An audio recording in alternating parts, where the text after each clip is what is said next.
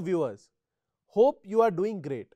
In this lecture, we will discuss the second part of our chapter on economic analysis of environmental law. We'll start with the international perspectives and comparative analysis. The intersection of economics and environmental law has gained global prominence as nations grapple with balancing economic development and environmental sustainability. Various international jurisdictions have developed distinct mechanisms and strategies to address environmental challenges through economic tools, many of which offer valuable lessons for India. This section examines the key international approaches to environmental law, focusing on economic instruments and highlights their relevance to the Indian context. One of the most notable international initiatives is the Kyoto Protocol, which introduced market-based mechanism to mitigate climate change. The Clean Development Mechanism under the protocol allows industrialized countries to invest in emission reduction projects in developing nations as a way to meet their emission reduction targets. This mechanism not only fosters global cooperation but also channels investments into sustainable projects in developing countries, including India. India, as a major beneficiary of CDM projects, has leveraged these opportunities to enhance renewable energy capacities and improve energy efficiency. However, challenges such as bureaucratic hurdles and fluctuating carbon credit prices have impeded the full potential of these mechanisms in the Indian context. Learning from the implementation gaps, India could adopt a more robust framework for managing international carbon market participation under the Paris Agreement, which replaced the Kyoto Protocol with a more inclusive and flexible mechanism. The European Union emissions trading system stands out as the world's largest and most established carbon market. Launched in 2005, the EU ETS operates on a cap and trade principle, where a cap is set on the total emissions allowed and entities can trade allowances within this limit. By creating a market for carbon emissions, the EU has successfully incentivized businesses to adopt cleaner technologies. This system's economic efficiency has been a key factor in reducing greenhouse gas emissions across member states. For India, the EU ETS provides a valuable blueprint for designing its own emissions trading schemes. Although India has initiated pilot programs for trading particulate matter emissions, expanding this approach to include greenhouse gases could significantly contribute to India's climate commitments under the Paris Agreement. In the United States, environmental law has incorporated economic principles through innovative market-based approaches.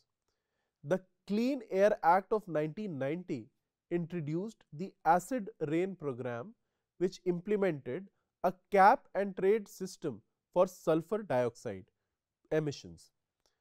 This program has been lauded for its cost effectiveness in reducing emissions and mitigating acid rain.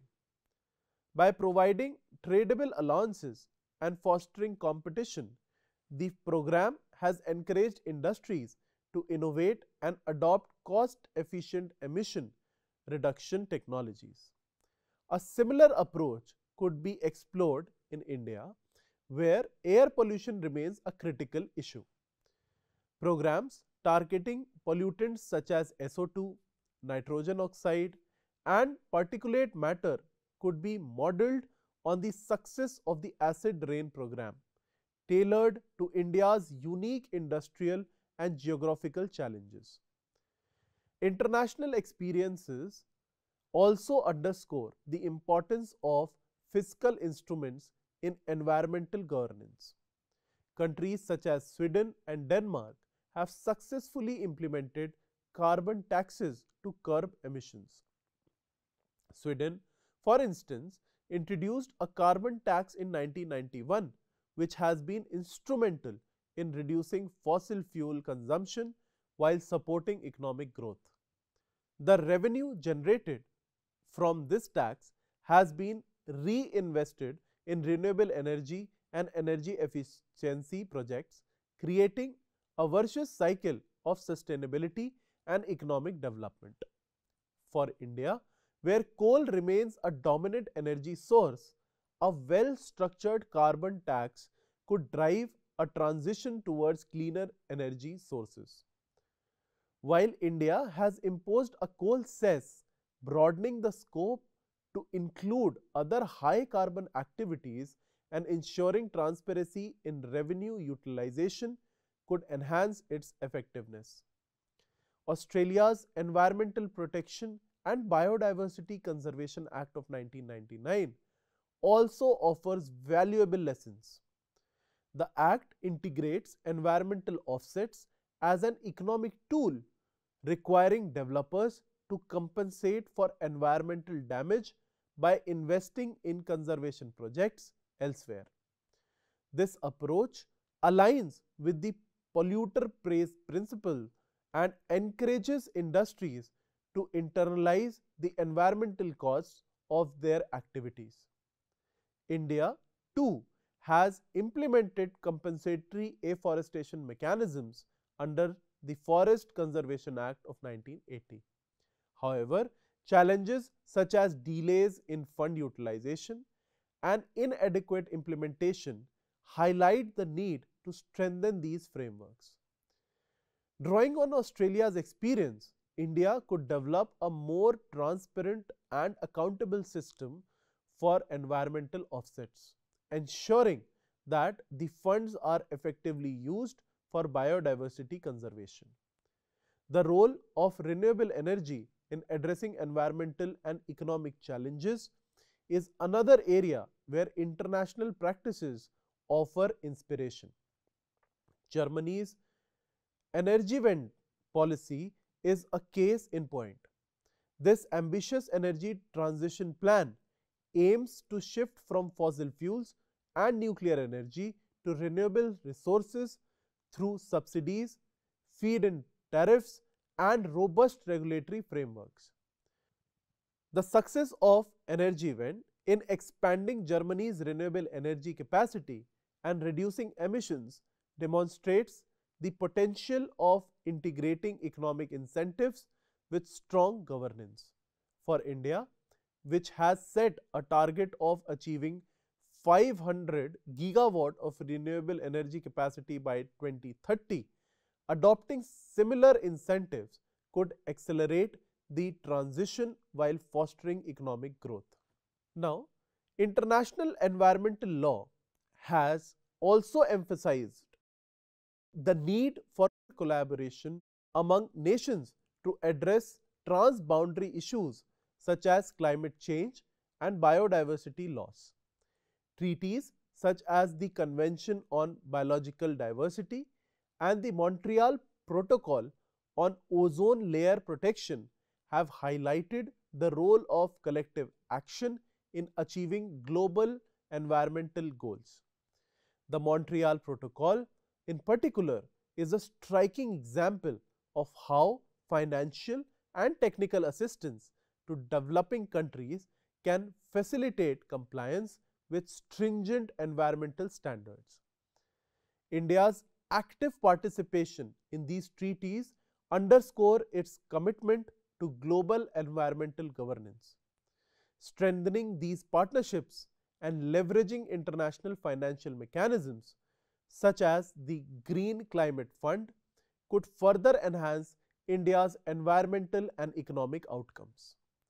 The international experiences in employing economic instruments for environmental protection offer a wealth of knowledge for India. From market-based mechanisms like cap and trade systems and carbon taxes to fiscal incentives for renewable energy and biodiversity conservation, these strategies have proven effective in addressing complex environmental challenges. While India has made strides in incorporating some of these tools, a more comprehensive and localized adoption of international best practices is essential. By learning from the successes and limitations of global models, India can design an economically efficient and environmentally sustainable legal framework that addresses its unique challenges while contributing to global environmental goals. Moving on to the next part, which talks about the economic implications of non-compliance and weak enforcement. Environmental laws are integral to balancing economic growth with ecological sustainability. However, the effectiveness of such laws hinges on compliance and robust enforcement. In India, non-compliance with environmental laws and weak enforcement mechanisms have significant economic implications ranging from direct financial losses to long-term environmental degradation, impacting public health, industrial productivity, and global competitiveness. One of the most immediate economic consequences of environmental non-compliance is the cost of degradation. Urban air pollution, a result of industrial emissions, vehicular exhausts, and construction dust, is a prime example of non-compliance with air quality standards. For instance, Delhi consistently ranks among the most polluted cities globally. The economic toll includes healthcare expenses for respiratory and cardiovascular diseases, reduced worker productivity due to illness, and decreased life expectancy. According to a study by the Indian Council of Medical Research, air pollution related illnesses cost India billions annually, highlighting the economic burden of weak enforcement of air quality regulations. Water pollution further exacerbates economic losses, particularly in agriculture and fisheries, which are key sectors of the Indian economy. Industrial effluents and untreated sewage discharged into rivers like the Ganga and Yamuna violate water quality standards and pose severe risks to aquatic ecosystem and livelihoods. The Namami Gange project, aimed at cleaning the Ganga, demonstrates the financial burden of rectifying long-standing environmental neglect. Despite substantial investments, progress remains slow due to poor enforcement of laws governing industrial and municipal waste management. The economic implications extend to reduce agricultural productivity from contaminated irrigation water and losses in the tourism industry, which heavily depends on pristine natural resources. Deforestation and illegal mining are other areas where non-compliance has significant economic repercussions. Illegal mining operations in states like Goa, Karnataka, and Jharkhand have led to revenue losses worth thousands of crores for the government. Additionally, the environmental degradation caused by these activities results in soil erosion, loss of biodiversity, and displacement of local communities, further increasing the socio-economic costs. Deforestation, often linked to encroachments and weak enforcement of the Forest Conservation Act of 1980, undermines India's commitments to global climate goals, jeopardizing international funding opportunities tied to sustainable development and climate adaptation. The economic cost of non-compliance are not limited to immediate financial losses. They also affect India's global trade and investment prospects. Exporting countries are increasingly implementing stringent environmental standards, and non-compliance with these can lead to trade restrictions and boycotts. For example, Indian exporters in the textile and leather industries often face barriers in European markets due to environmental concerns such as water pollution from dyeing process. Weak enforcement of environmental standards damage the country's reputation, deterring foreign investors who prioritize environmental, social governance criteria. Non-compliance also affects the cost of doing business. Firms that evade environmental laws often face legal liabilities, penalties, and reputational damage when enforcement eventually catches up. However, the inconsistent application of penalties and delays in judicial proceedings undermine the deterrent effect of such measures. This creates an uneven playing field where non-compliant firms gain an unfair advantage over those adhering to environmental norms, discouraging investments in cleaner technologies and sustainable practices. The lack of accountability thus perpetuates a cycle of environmental degradation and economic inefficiency. Another critical economic implementation of weak enforcement is the opportunity cost of lost ecosystem services. Forests, wetlands, and other natural ecosystems provide invaluable services such as water purification, flood regulation, and carbon sequestration. Non-compliance with environmental protection laws often leads to their degradation, resulting in long-term economic losses. For instance, the depletion of groundwater resources due to over-extraction and contamination in regions like Punjab and Haryana threatens agricultural sustainability and food security, necessitating costly interventions like water import or crop diversification schemes.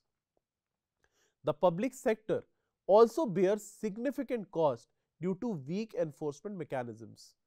Government expenditures on environmental remediation projects such as river cleaning and afforestation divert resources from other development priorities.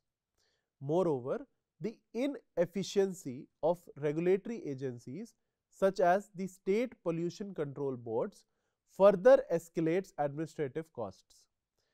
These boards often lack the technical expertise, manpower, and resources to monitor and enforce compliance effectively. Corruption and bureaucratic inertia exacerbate the problem, leading to suboptimal allocation of funds and delays in implementing corrective measures. A pertinent example of the consequences of weak enforcement is the ongoing challenge of electronic waste management in India. Despite regulations mandating proper disposal and recycling of e-waste, a significant portion is handled by the informal sector using unsafe methods.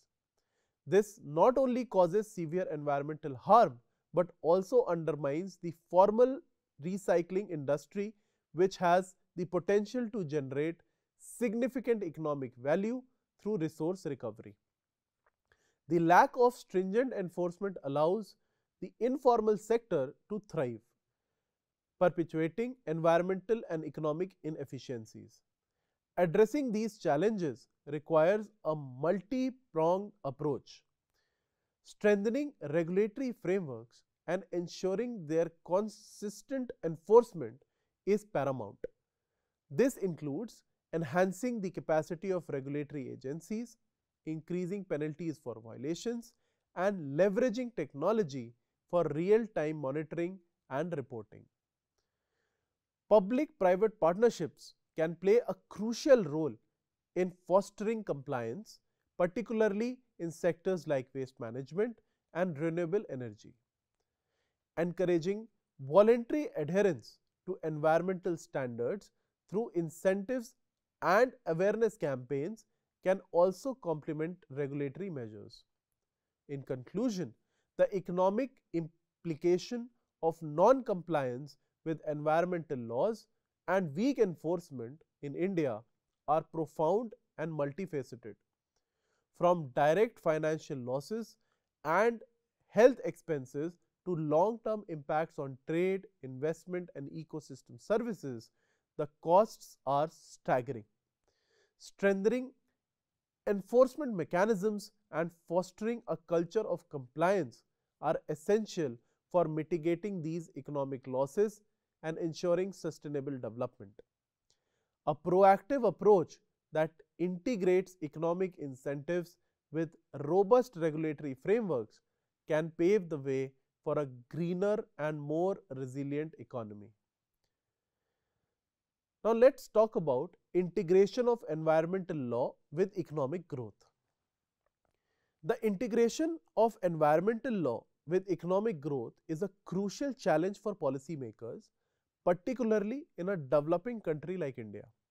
Striking a balance between fostering economic development and ensuring environmental sustainability requires a nuanced approach that harmonizes regulatory frameworks with market mechanisms. Environmental degradation, if unchecked, can erode the very foundations of economic progress by depleting natural resources, increasing health expenditures, and diminishing the quality of life. Conversely, overly stringent environmental regulation can stifle industrial growth, deter foreign investment, and slow infrastructure development.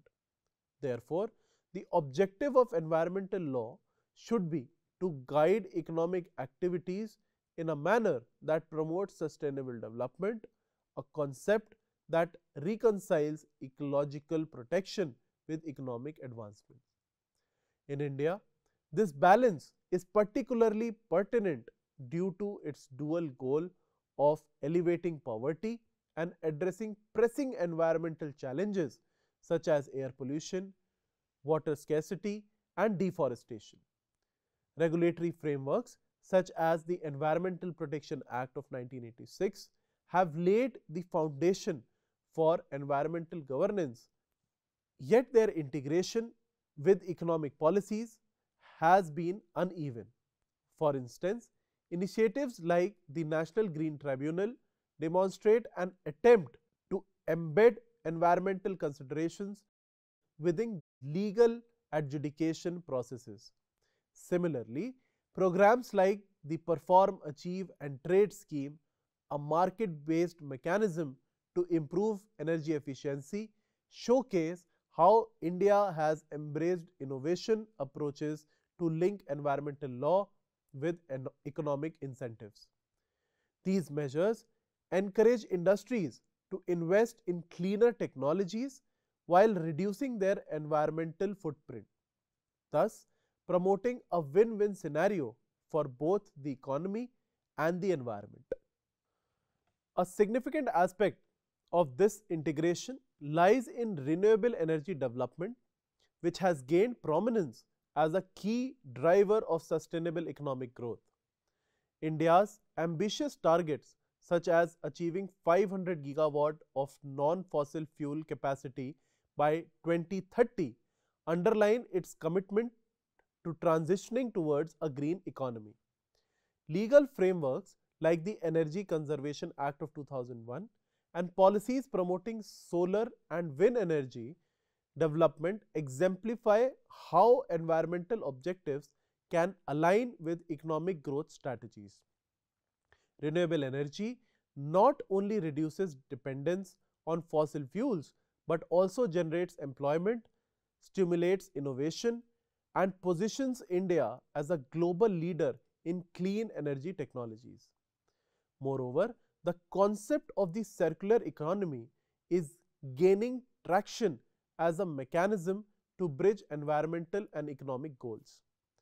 By emphasizing resource efficiency, waste minimization, and recycling, the circular economy promotes economic growth while mitigating environmental harm. Legal mandates on extended producer responsibility, particularly in the e-waste and plastic sectors, exemplify efforts to institutionalize this approach. However, effective implementation requires robust enforcement mechanisms and greater collaboration among stakeholders, including the government, industries, and civil society. Ultimately, integrating environmental law with economic growth demands an interdisciplinary approach that blends legal, economic, and technological strategies. While significant progress has been made, achieving this integration on a broader scale requires sustained effort to reform policies, incentivize green innovation, and promote public-private partnerships. By doing so, India can ensure that its path to economic development remains both inclusive and environmentally sustainable. So, to conclude, the economic analysis of environmental law plays a crucial role in shaping effective and sustainable legal frameworks. By integrating economic principles such as cost-benefit analysis, market mechanisms, and behavioral insights, policymakers can design laws that balance environmental protection with economic growth. In India, while significant progress has been made, challenges like weak enforcement and inadequate compliance still persists. Drawing from international practices, India can enhance its regulatory tools, promote green technologies, and incentivize sustainable practices. A holistic, interdisciplinary approach that merges law, economics, and environmental science is essential for fostering long-term ecological and economic sustainability. With this, we come to the end of our today's lecture. Thank you very much.